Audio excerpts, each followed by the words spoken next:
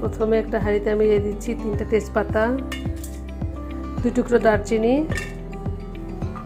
এলাচ, লবঙ্গ, এলাচ, বড় এলাচ বা কালো এলাচ একটা তেতো করে দিচ্ছি। পেঁয়াজ দিব 1 কাপ,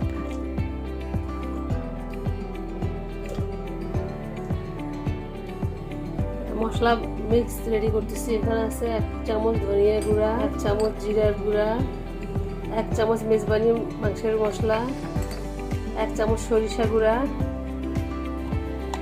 মৌরি, রাঁধুনি গুঁড়া, চীনা বাদাম গুঁড়া,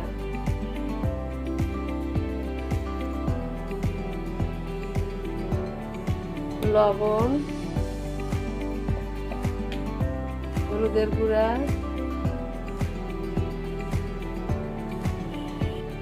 মরিচের গুঁড়া 1 টেবিল চামচ, এবার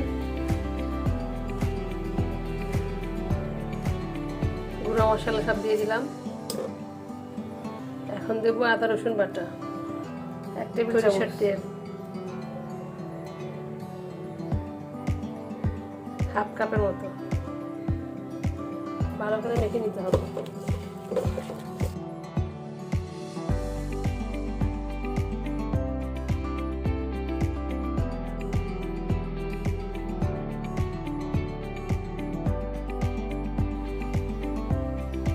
মশলা মাখা হয়ে গেছে। এখানে দিব 1 কেজি গরুর মাংস।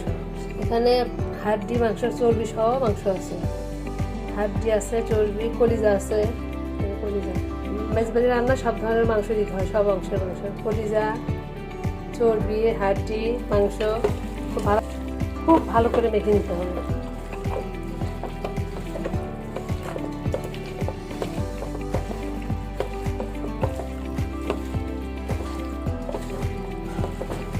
খুব ভালো করে মেখে নিতে হবে।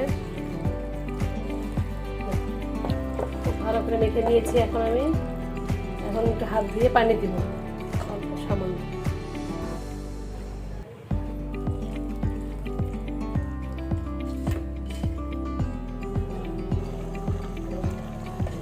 কষিয়ে রান্না করতে হবে।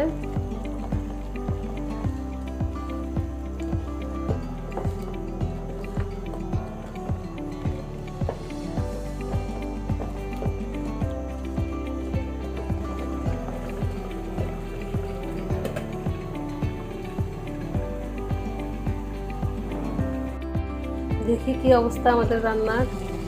মাংস থেকে অনেক ঝোল আসছে, পানি উঠেছে। এই পানি দিয়ে কষায় কষায় রান্না করব। যদি প্রয়োজন হয় 1 কাপ গরম পানি দিব, ঠান্ডা পানি দেওয়া যাবে না।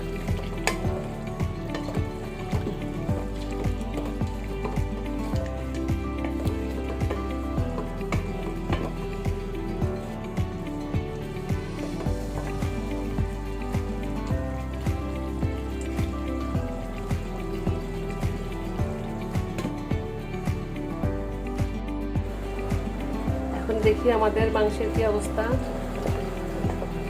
কষায় ভুনা ভুনা হয়ে গেছে একদম। এখন একটু পানির দরকার। এই যে 1 কাপ গরম পানি দিয়ে দিলাম।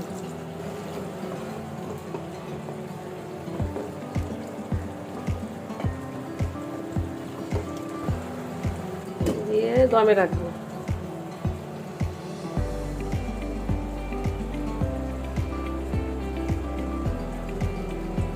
অবস্থায় আছে আমাদের রান্না।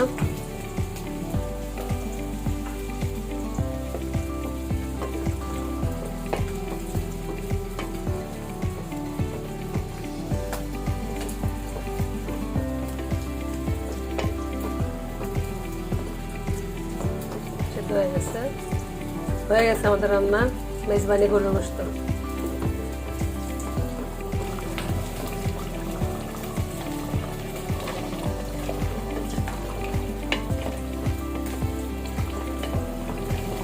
পাঁচ মিনিট দমে রেখে নামাই ফেলবো। দেখি আমাদের রান্নার ফাইনাল লুক কেমন হলো।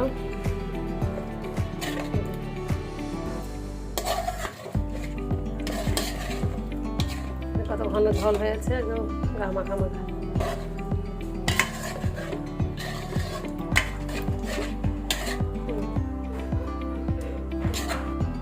তৈরি হয়ে গেল আমার মেজবানি গরুর মাংস।